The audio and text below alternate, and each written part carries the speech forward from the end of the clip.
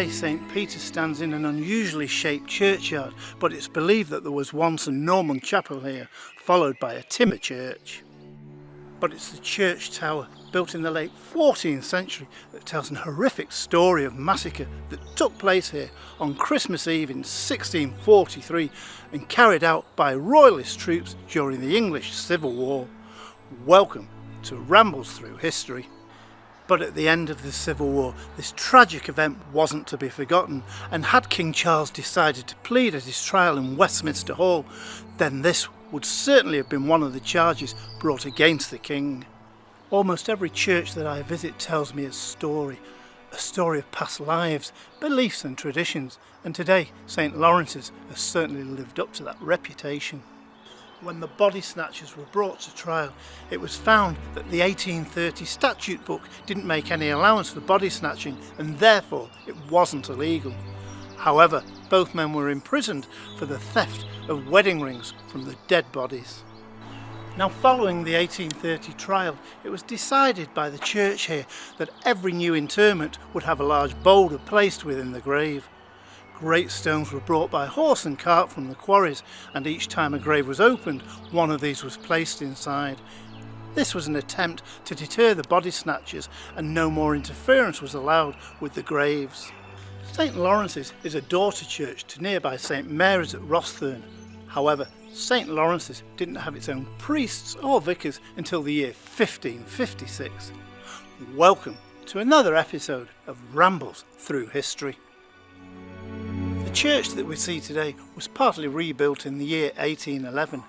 However, the two Mannering chapels were preserved and they still stand today and are of great interest to many historians across Cheshire and indeed England. Now, isn't it amazing to see this suit of armour and such a wonderful piece of history? However, this isn't the only armour we find here at St. Lawrence's, for high on the wall above me we find helmets from the Civil War. There's no mention of a church here at Rosthern in Cheshire in the Domesday Book of 1086. However, in a document dated to 1188, it states clearly that a church had stood here for quite some time. By 1744, the tower that we see today was fully erected and ready for use.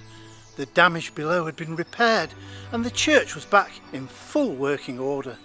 Well, it's an absolute honour and a privilege to be able to walk through these doors today and show you the inside of this beautiful unspoilt 12th century church. As he made good his escape, he was heard to cry out, "Devant les jeux pourris."